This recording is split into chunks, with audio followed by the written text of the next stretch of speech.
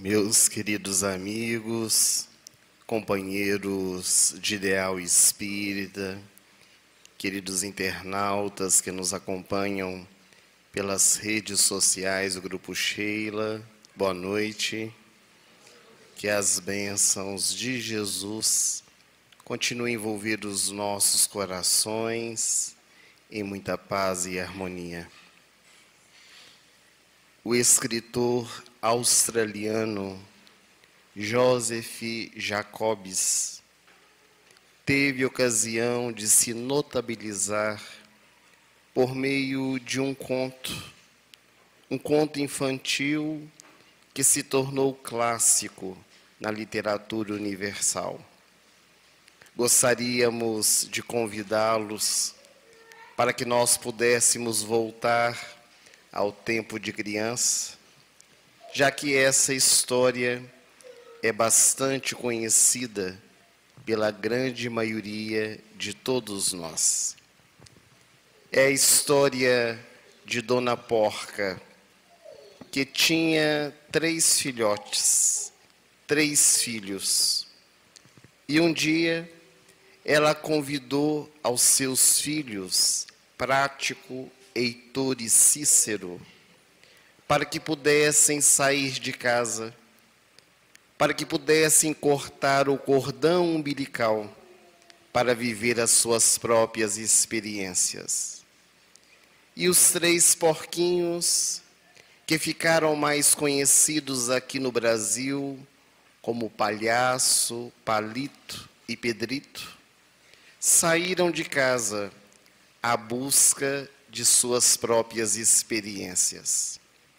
Palhaço, aquele que era bem prático, que queria construir bem rápido a sua moradia, resolveu construir a casa de palha. O segundo irmão, Palito, o filho do meio, resolveu construir a casa de madeira. E o terceiro daqueles irmãos, Pedrito, resolveu construir a sua casa de pedra. E, naturalmente, demorou um pouco mais. Os dias passaram e o lobo mau que vivia na floresta sentiu fome. E, ao saber que os 3 porquinhos estavam morando sozinhos, longe do amparo da família, logo resolveu visitar Palhaço, que havia construído a sua casa de palha, e com um leve sopro derrubou a casa ao chão. Palhaço fugiu assustado, o lobo não conseguiu pegá-lo, e ele se refugiou na casa do irmão Palito, que havia construído a casa de madeira. O lobo, agora mais voraz, com muita fome, foi visitar agora a casa de Palito. E com os pulmões cheios, ele conseguiu derrubar também a casa feita de pau. E os 2 irmãos, Palhaço e Palito, correram para se esconderem na casa feita de pedras, construída por Pedrito. E dentro da casa, eles estavam bem seguros quando o lobo mau apareceu. Também desejou derrubar a casa, mas por mais que se esforçasse, por mais que soprasse arrancando das suas entranhas os ares que possuía, não conseguiu derrubar. E do lado de fora da casa, pensava em uma maneira que pudesse devorar os porquinhos. Foi quando ele visualizou uma chaminé. Por ela poderia entrar, porque sempre as casas têm alguma brecha para o lobo adentrar. No entanto, Pedrito, que era muito previdente, já tinha colocado na lareira da sua casa um grande panelão de água fervendo para os afazeres domésticos. E quando viu o lobo subindo o telhado para entrar pela chaminé, destampou o panelão e o lobo caiu dentro da água fervente, fugindo dali para nunca mais voltar. E a história dos 3 porquinhos ficou imortalizada em todo o mundo como uma bela história infantil. Mas que na noite de hoje nós escolhemos relembrá-la, porque ela tem uma profunda consonância com a proposta da análise de hoje, do ensinamento de Jesus, a parábola dos 2 alicerces, que é uma parábola que com este nome é pouco conhecida, pouco divulgada, mas que todos nós conhecemos com o título A Casa Construída sobre a Rocha, que está registrada por 2 evangelistas. Mateus e Lucas, em suas anotações, puderam registrar este ensinamento de Jesus. Na noite de hoje, nós escolhemos como base o texto de Lucas, onde ele nos diz, repetindo as palavras de Jesus: por que me chamais Senhor, Senhor, e não fazeis o que eu vos digo? Todo aquele que vem a mim, ouve as minhas palavras e as pratica, eu vos mostrarei a quem é semelhante. É semelhante a um homem que, edificando uma casa, cavou, abriu profunda vala e pôs os alicerces sobre a rocha.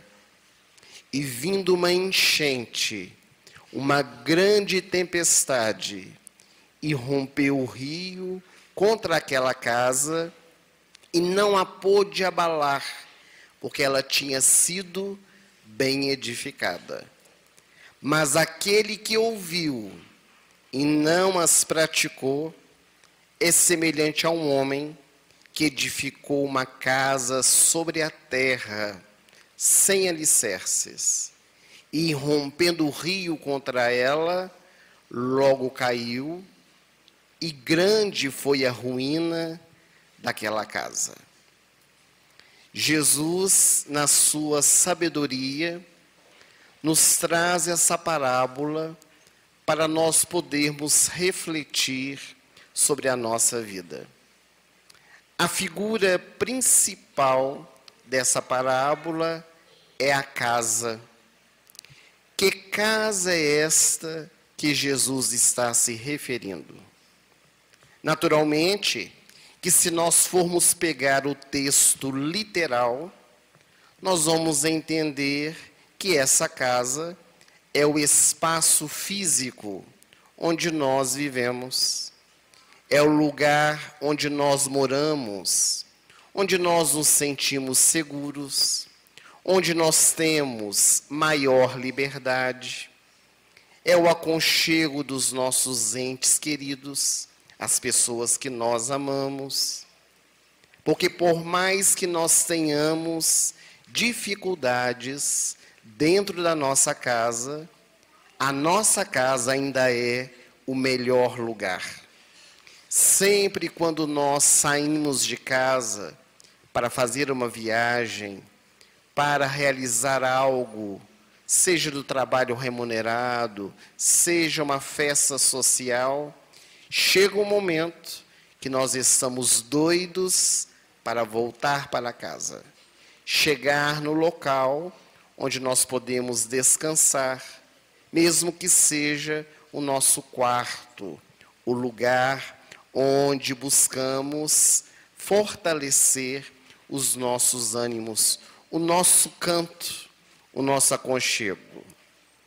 Mas dentro desta casa, dessa construção, seja ela como for, é preciso nós construirmos um lar. Parece ser a mesma coisa, mas não é. A casa é a construção feita de tijolos, de madeira, de pau a pique. É a construção física. O lar é aquilo que nós vivenciamos dentro da nossa casa. São os sentimentos, as emoções que nós despertamos dentro do nosso coração, na convivência junto dos nossos familiares. Na casa de Simão Pedro, narra-nos o espírito Neio Lúcio, pela mediunidade de Chico Xavier, certa noite, Jesus encontrava-se assentado na saleta, num tamborete de madeira trespassado de palha, quando ele começou a observar o comportamento das pessoas que estavam ali reunidas. E num canto da sala estavam os homens, os pescadores da região, que discutiam entre si sobre questões políticas, sobre os altos impostos que deviam pagar ao Império Romano, sobre as dificuldades vivenciadas na pesca para a aquisição do peixe e a venda dele no mercado. E do outro lado da sala estavam as mulheres, que conversavam entre si sobre a problemática com os filhos, as dificuldades com os maridos, falavam mal umas das outras. Parece que estamos vivendo os dias de hoje. E Jesus ali assentado, observando aqueles acontecimentos, ele chama o dono da casa, que era Simão Pedro, e lhe pergunta, quando ele chega da pesca, o que ele faz junto dos peixes que foram pescados? Ora, Senhor, quando chego da pesca, separo os peixes grandes dos pequenos, os saudáveis dos doentes. Respondeste muito bem. E a dona de casa, quando leva as ervilhas ao fogo, o que ela faz? Depois de cozidas, as experimenta e retira as endurecidas e serve somente aquelas que amoleceram para serem colocadas no prato a ser servido. Disseste muito bem, Simão Pedro, porque não fazes o mesmo dentro da tua casa? E Jesus, pegando um pergaminho das leis mosaicas, leu o texto e refletiu junto com aquelas pessoas que estavam ali reunidas dentro daquela casa, construindo e edificando um lar harmônico. Estava realizado o primeiro culto cristão no lar. Era a proposta de Jesus, de que a nossa casa, ela precisa estar sustentada em bases muito seguras, para que ela se mantenha de pé.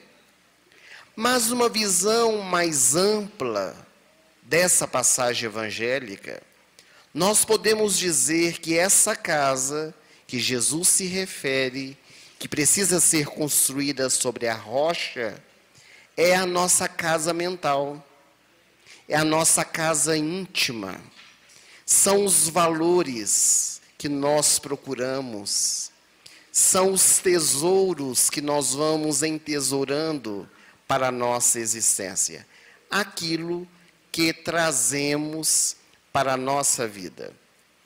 Construir a nossa casa sobre a rocha significa construir a nossa segurança, o nosso bem-estar íntimo, sobre algo sólido, buscando as coisas verdadeiras. Jesus, no seu Evangelho, nos convidou para que nós pudéssemos ajuntar tesouros no céu, porque os da terra as traças consomem, as ferrugens destroem e os ladrões roubam. De certo que as experiências materiais, elas são importantes. Encarnados, nós precisamos do recurso financeiro. mas que isso não seja o mote da nossa vida, que seja em bases seguras, nos tesouros da nossa alma, que não perecem jamais. Todas as vezes que os nossos ideais, os nossos objetivos, eles são pautados nas areias da vida, diante da primeira tempestade, diante do primeiro revés, logo, logo a casa está destruída. Logo, logo a nossa mente está fervilhando, nós ficamos desequilibrados, desestruturados. Mas quando a nossa casa está em bases rígidas, aconteça o que acontecer, mesmo passando por aflições, dificuldades, nos torvelinhos da vida, nós continuamos nos mantendo de pé, firmes e determinados naquilo que nós desejamos.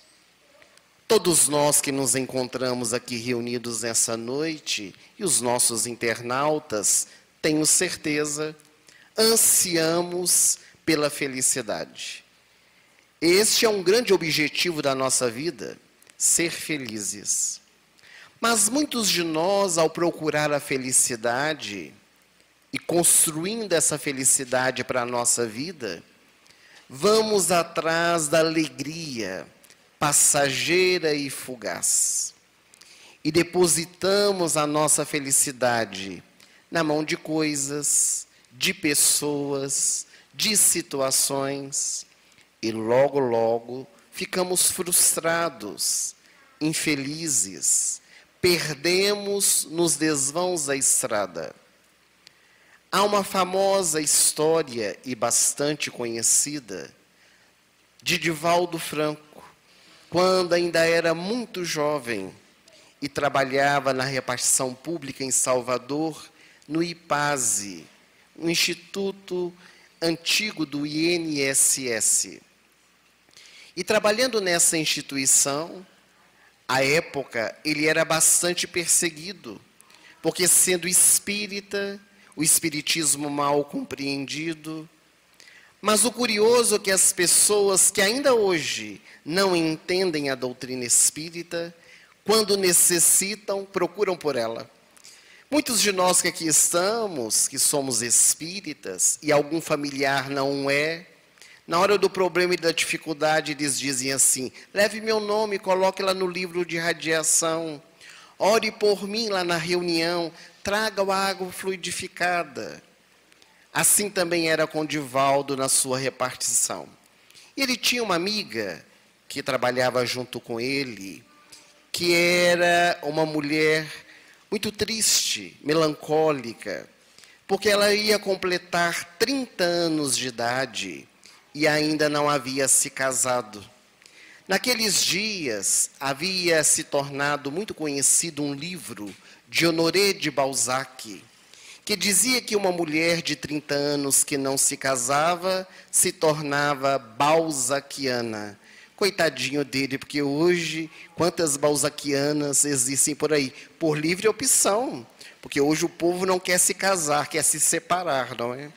Mas naquela época era o desejo da mulher, se casar, ser feliz. E ela, muito tristonha, pediu a Divaldo para que pudesse orar por ela, porque ela queria se casar, e se casasse, seria profundamente feliz.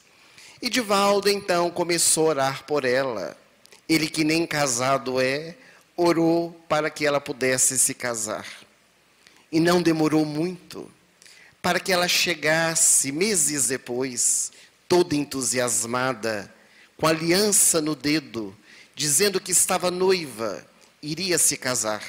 Foi um processo bem rápido, conheceu e já quis se casar, para assegurar o marido. E ela, inclusive, convidou Divaldo para que pudesse participar do casamento. Ele não pôde ir por causa dos compromissos. Ela se casou. Foi para a lua de mel, tirou alguns dias de licença. E no dia que retornou da lua de mel, Divaldo trabalhava na mesma sala junto com ela, ela chegou mal-humorada. Fechava as gavetas com muita força, atendia as pessoas, às vezes de maneira ríspida. E Divaldo, observando, achou muito estranho e perguntou: ora, mas você não se casou? Não é feliz? Ela olhou para Divaldo e disse: ah, Divaldo, você sabe aquele ditado popular que diz que quem casa quer casa? Eu estou morando com a minha sogra. Para muita gente é um pesadelo. Estou morando com a minha sogra e a minha vida está muito tumultuada. Eu só vou ser feliz se o meu marido comprar uma casa para que nós possamos morar. Divaldo meditou, ela tinha razão. Recém-casados queriam lugar para que pudessem viver, construir a sua família. E ele orou fervorosamente para que o marido pudesse comprar uma casa. O governo da época lançou um plano de casa própria para que a população pudesse comprar. Aqueles planos que não pagam nem na próxima reencarnação, porque são tantas parcelas que a pessoa não consegue pagar.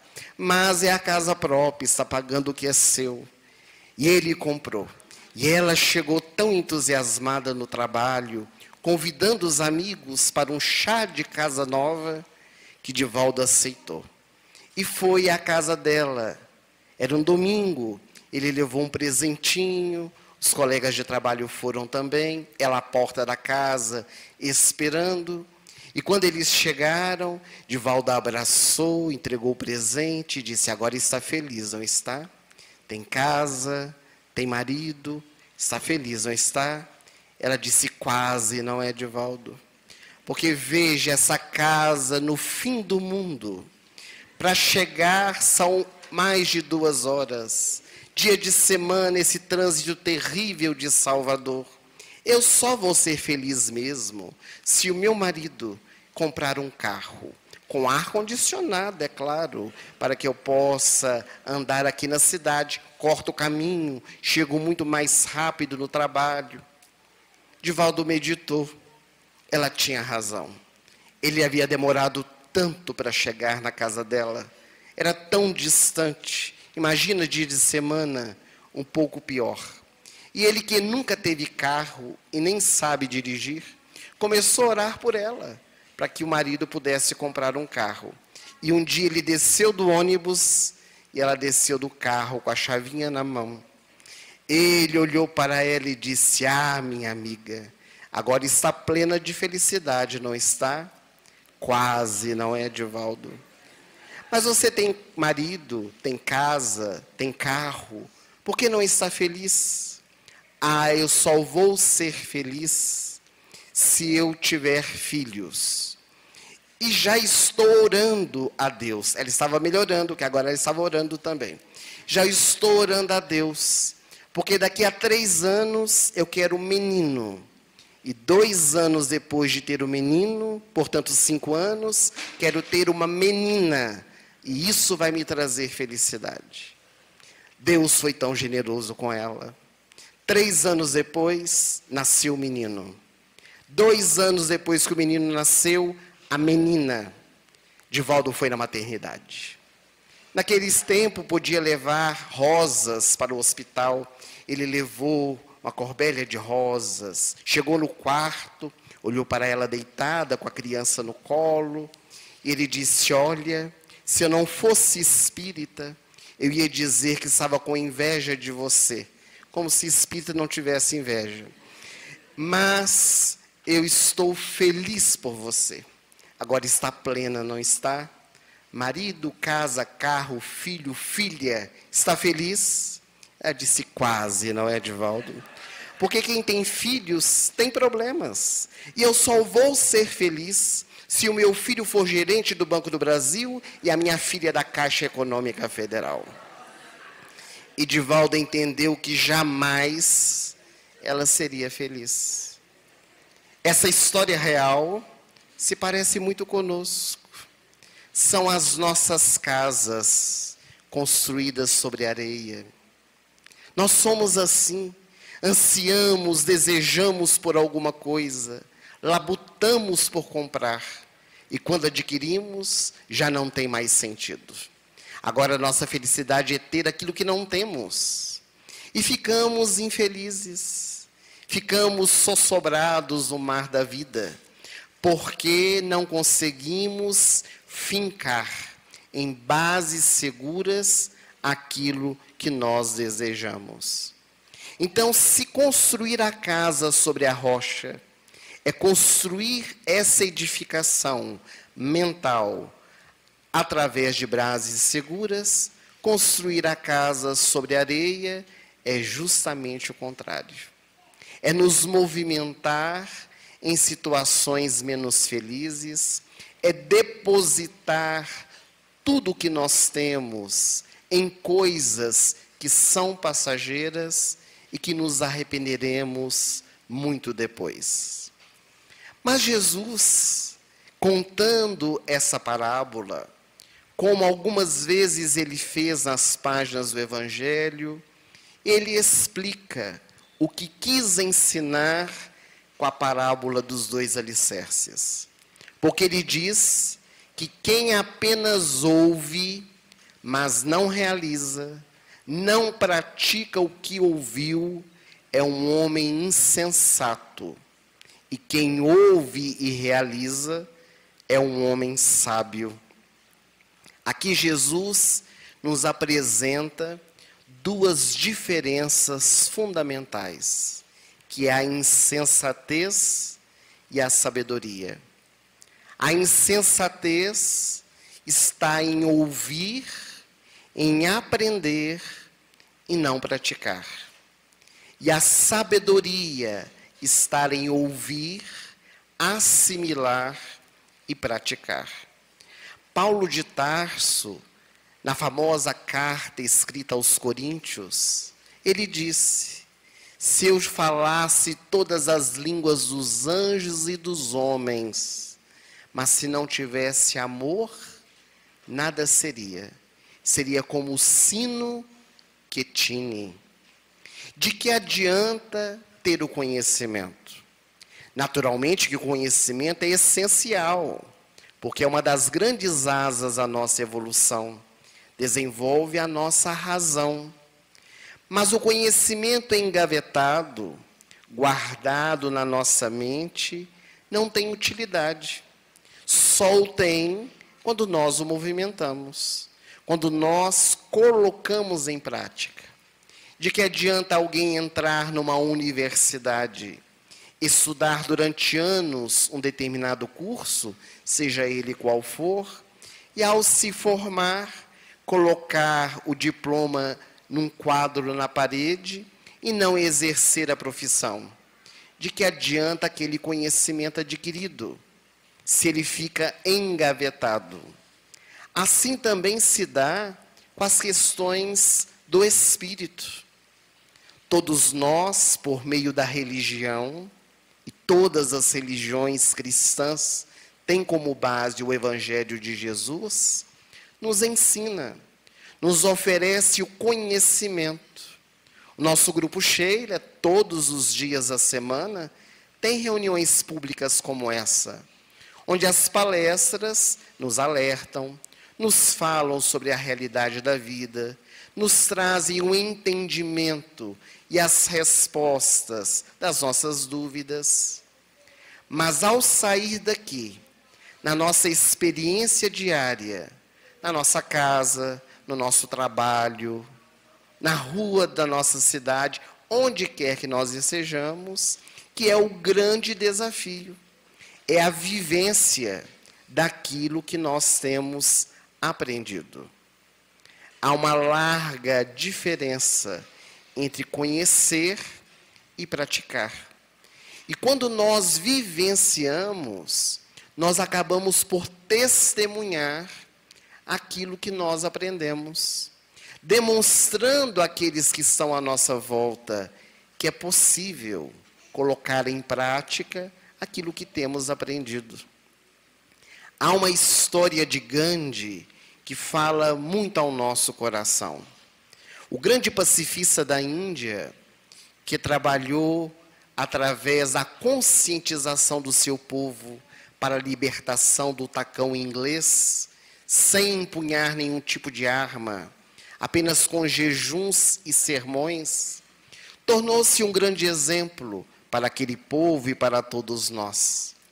E à medida que se tornou conhecido por toda a Índia, onde passava, as multidões queriam vê-lo, queriam conversar com ele.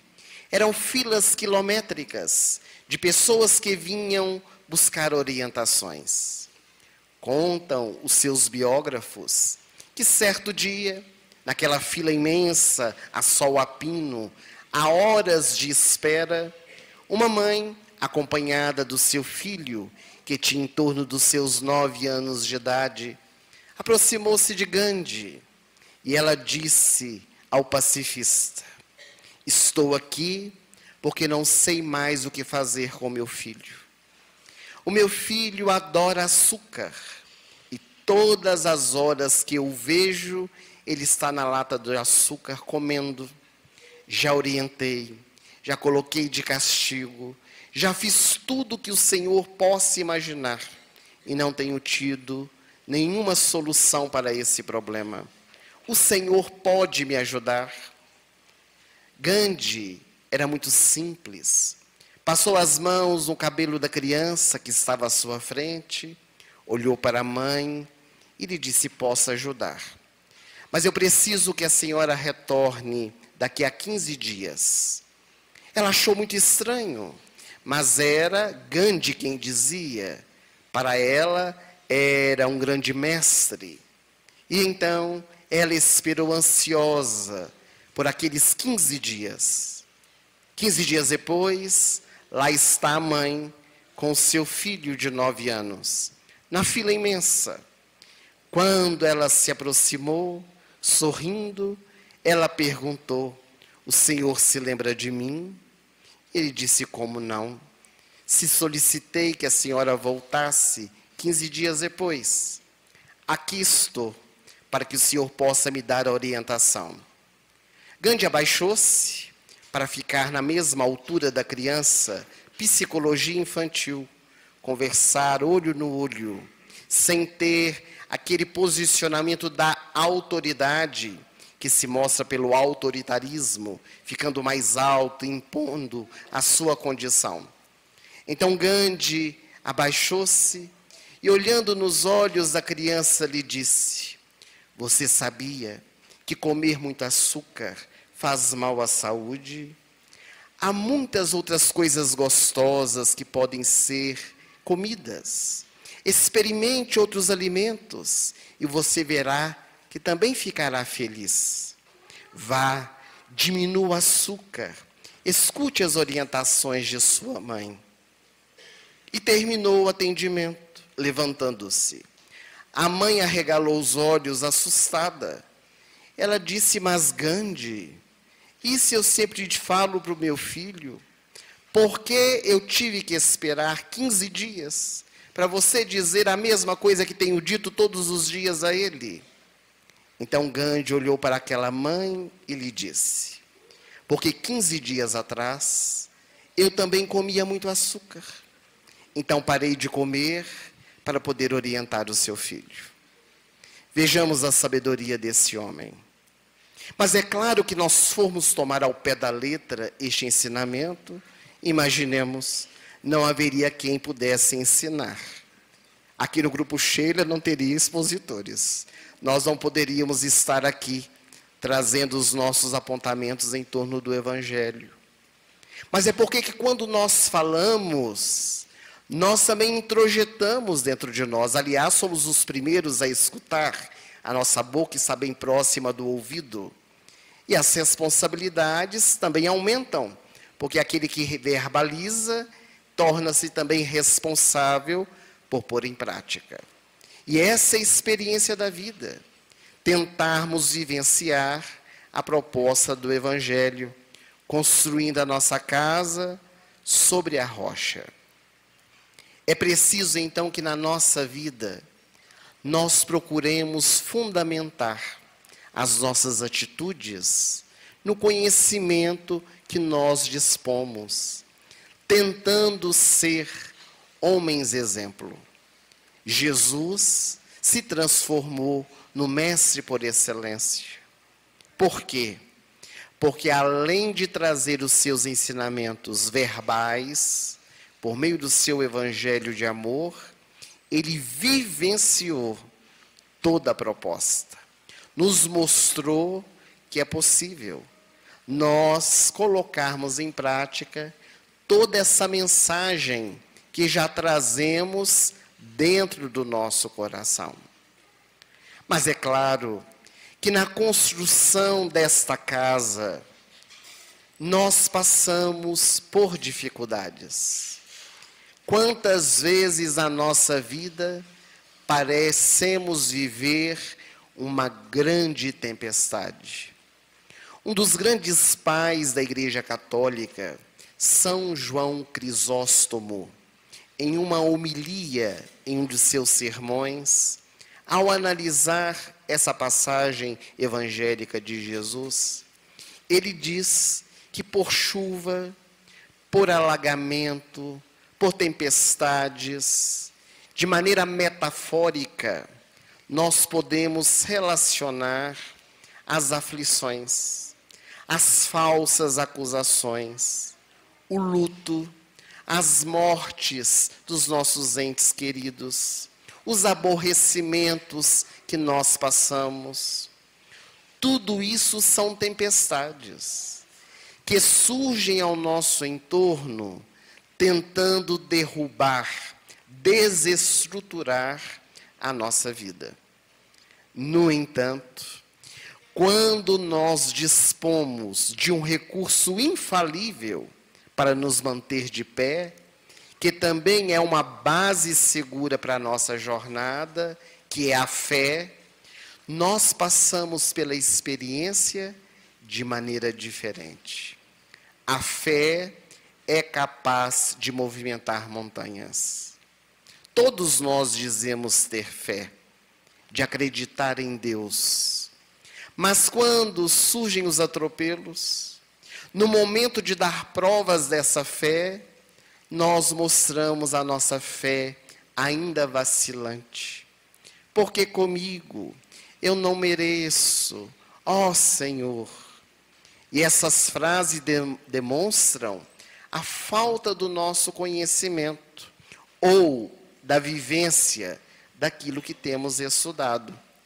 Porque às vezes nós temos até o conhecimento, mas o desafio é, diante dessas experiências difíceis, nós conseguirmos seguir em frente. Demonstrar a nossa fé na hora da alegria, na hora do bem-estar, da riqueza, da saúde, é muito fácil. Mas mostrar o quanto nós confiamos, o quanto nós temos a certeza de que Deus não nos desampara, que existe uma força maior que nos sustenta, isso é a demonstração da nossa verdadeira fé, mantendo a nossa casa de pé. Porque do contrário, ela vai derruir. E às vezes derrui por situações tão corriqueiras. Porque nós vamos construindo tão apressadamente a nossa casa, como o palhaço da história infantil, prático, que queria construir rápido a sua casa para viver as coisas do mundo, e logo, logo, na primeira adversidade, a casa ruiu.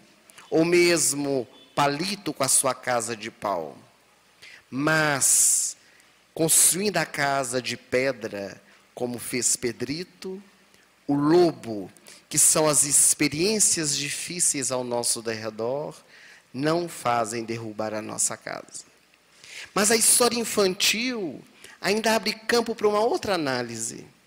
Porque a casa construída sobre a rocha, ela tinha a sua chaminé, que era uma abertura. Sempre, por mais que a nossa casa seja solidificada, muitas vezes nós abrimos sintonia. Nós abrimos espaço para que chegue o lobo mau, para que chegue a aflição, para que chegue a tormenta para nos desestabilizar. Mas quando nós estamos preparados, vigilantes como o porquinho, nós temos o caldeirão de água fervente, que faz afugentar o lobo, que faz com que nós nos mantenhamos seguros diante daquela experiência que parece não ter saída. Há uma cena da história universal, bem próxima de nós, que se deu no período da pandemia, que marcou profundamente a todos nós, tenho certeza. O noticiário da televisão mostrou em cadeia nacional o Papa Francisco na Praça de São Pedro, onde diariamente ficam centenas de pessoas, talvez milhares, para poder escutá-lo. E naquele dia, ele estava sozinho no centro da praça. E o seu sermão falou justamente sobre isso. Que a terra estava vivendo uma grande tempestade. E tal qual Jesus, à sua época, junto com seus apóstolos, quando no barquinho, ali no mar da Galileia, ele dormiu, e os apóstolos, quando os céus se fecharam, demonstrando uma tempestade, acharam que o barco ia afundar, desesperados, acordaram Jesus, e ele ensinou: homens de pouca fé. E estendendo a mão, amainou a tempestade. O representante da Igreja Católica dizia que nós outros deveríamos também confiar, que o barco da nossa vida parecia estar naquele oceano, numa grande tempestade, mas que havia o timoneiro, havia aquele que estava controlando a tempestade, e nós deveríamos confiar, embora as adversidades. E é muito difícil nós mantermos essa base segura diante da adversidade, mas não é impossível, porque nós podemos fazer isso ao longo do tempo, nas experiências que vão se apresentando em nossa vida. Ao sermos convidados a refletir sobre essa parábola dos 2 alicerces, nós ficamos meditando nas páginas do Evangelho, a quem nós poderíamos recorrer, além de Jesus, é claro, para exemplificar este ensinamento trazido pelo Mestre. E nós nos lembramos que logo no início das atividades missionárias de Jesus, quando o meigo Rabi chegou em Cafarnaum, numa bela manhã de domingo, ele, às margens do mar, se deparou com 2 pescadores que estavam voltando da pesca. Eram 2 irmãos, Simão Barjonas e André.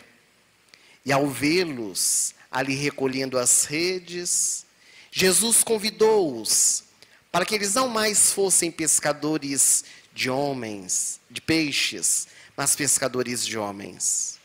E aqueles 2 pescadores desceram do barco, vieram em direção a Jesus, e o Nazareno colocou as mãos nos ombros de Simão, o mais velho, e lhe disse: tu és Simão Barjonas, mas a partir de hoje eu te chamarei Cefas, que quer dizer pedra, e sobre ti eu edificarei a minha igreja. Era Jesus dizendo a Simão Pedro, dando-lhe a responsabilidade de que no futuro o Mestre gostaria de contar com ele, para que a sua casa, a casa do Evangelho, pudesse ser construída sobre bases seguras que Simão auxiliaria a edificar. E é claro que Simão, pescador, conforme nós depreendemos as páginas do Evangelho, um homem turrão, um homem que falava sem pensar, às vezes agredia as pessoas e depois chorava amargamente, que tomava as atitudes primeiro e depois pedia desculpas, cuja casa muitas vezes fora construída sobre areia, ao longo do tempo, ele iria edificar a sua construção sobre bases muito seguras. No aprendizado ao lado de Jesus, Simão Pedro deixou despertar no seu coração os valores da alma. Iria entender que a mensagem do Evangelho deveria sair da teoria para passar à prática. Mas para isso foram necessários muitos atropelos, muitas dificuldades. Logo depois da crucificação de Jesus, a negação de Pedro ao mestre dos mestres, mesmo tendo sido avisado, este homem entrega a sua vida por mais 35 anos, construindo a primeira edificação cristã da história da humanidade, a Casa do Caminho, aquele imenso telheiro que acolhia pessoas necessitadas do corpo e da alma, e através das suas atitudes pautadas no bem, na caridade edificante, na palavra que consola, Pedro foi edificando essa casa, foi construindo sobre a rocha, mantendo-se de pé, mesmo diante das perseguições, até finalizar os seus dias, dando o maior testemunho de amor, que foi a sua morte, sendo crucificado de cabeça para baixo. E em Roma, na velha praça, que hoje é chamada de São Pedro, ali, dando o último suspiro, eis que Simão se depara com as mãos distendidas do meigo Rabi, aquele homem que ele tanto conhecia, e o mestre então lhe recebe no mundo espiritual, porque ele, o velho pescador, havia cumprido com a sua tarefa, com a sua missão, deixando bases muito seguras, para que nós, os cristãos da posteridade, pudéssemos também construir as nossas casas sobre a rocha. Que possamos meditar sobre isso, trabalhando os recursos do nosso coração, nas bases seguras do Evangelho, muito mais do que pelas palavras, muito mais do que pelo ouvido, mas pelas atitudes na vivência destes ensinamentos. Que Jesus nos abençoe hoje e sempre. Que assim seja. Muito obrigada, Wellerson.